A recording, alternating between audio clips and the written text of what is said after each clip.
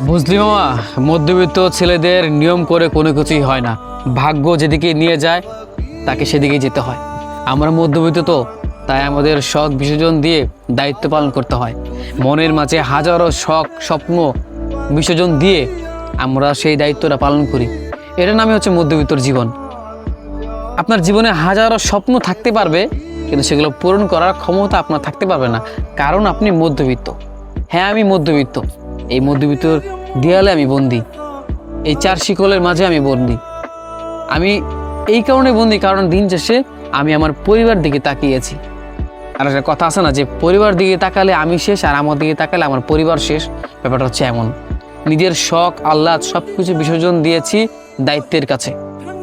পরিবারের দায়িত্ব যখন কাঁধে নিয়েছি, তখন বুঝেছি আমার শখ আহ্লাদ বলে কোনো কিছুই নেই বা থাকতে পারে না। দিন শেষে যেটুকু থাকতে পারে তা হচ্ছে পরিবারের দায়িত্ব। কারণ যে আমি মধ্যবিত্তর শিকল আমি বন্দি, মধ্যবিত্তর চার দেয়ালে বন্দি।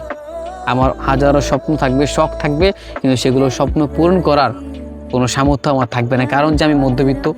আসলেই মধ্যবিত্তদের নিয়ম করে কোনো কিছুই হয় না। ভাগ্য যেদিকে নিয়ে যায় সেদিকে যেতে হয়। সেই পরিস্থিতির সাথেই তার মোকাবেলা করতে হয়, কারণ যে আমরা মধ্যবিত্ত। আসলে ভাই, মধ্যবিত্তর জীবনটাই হচ্ছে এমন যে না পারবে কারো কাছে কোনো কিছু বলতে, না কারো কাছে কোনো কিছু লুকাতে। মানে এক কথা বলতে গেলে দুই নৌকায় দুদিকে চলে যায়। হ্যাঁ, আপনি দুদিকেই যাওয়ার চেষ্টা করতেছেন, মাঝখানে থাকতে পারবেন না। ব্যাপারটা হচ্ছে এমন। হ্যাঁ, তো লজ্জায় কারো কাছে কোনো কিছু চাওয়াও যায় না, কারো কাছে কোনো কিছু নেওয়াও যায় না। এটাই হচ্ছে মধ্যবিত্তর জীবন। স্বপ্ন থাকবে, কিন্তু পূরণ করার সামর্থ্য থাকে না। বুঝলি মামা, মধ্যবিত্ত ছেলেদের নিয়ম করে কোনো কিছুই হয় না। ভাগ্য যেদিকে নিয়ে যায় তাকে সেদিকেই যেতে হয়। আমরা মধ্যবিত্ত তো, তাই আমাদের শখ বিসর্জন দিয়ে দায়িত্ব পালন করতে হয়। মনের মাঝে হাজারো শখ স্বপ্ন বিসর্জন দিয়ে আমরা সেই দায়িত্বটা পালন করি। এটার নামে হচ্ছে মধ্যবিত্তর জীবন।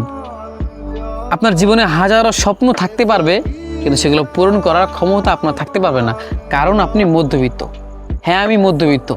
এই মধ্যবিত্তর দেয়ালে আমি বন্দি, এই চার শিকলের মাঝে আমি বন্দি। আমি এই কারণে বন্দি, কারণ দিন শেষে আমি আমার পরিবার দিকে তাকিয়েছি। আর একটা কথা আছে না, যে পরিবার দিকে তাকালে আমি শেষ, আর আমার দিকে তাকালে আমার পরিবার শেষ। ব্যাপারটা হচ্ছে এমন। নিজের শখ আহ্লাদ সব কিছু বিসর্জন দিয়েছি দায়িত্বের কাছে। পরিবারের দায়িত্ব যখন কাঁধে নিয়েছি, তখন বুঝেছি আমার শখ আহ্লাদ বলে কোনো কিছুই নেই বা থাকতে পারে না। দিন শেষে যেটুকু থাকতে পারে তা হচ্ছে পরিবারের দায়িত্ব। কারণ যে আমি মধ্যবিত্তর শিকল আমি বন্দি, মধ্যবিত্তর চার দেয়ালে বন্দি। আমার হাজারো স্বপ্ন থাকবে, শখ থাকবে, কিন্তু সেগুলো স্বপ্ন পূরণ করার কোনো সামর্থ্য আমার থাকবে না, কারণ যে আমি মধ্যবিত্ত। আসলেই মধ্যবিত্তদের নিয়ম করে কোনো কিছুই হয় না। ভাগ্য যেদিকে নিয়ে যায় সেদিকে যেতে হয়। সেই পরিস্থিতির সাথেই তার মোকাবেলা করতে হয়, কারণ যে আমরা মধ্যবিত্ত।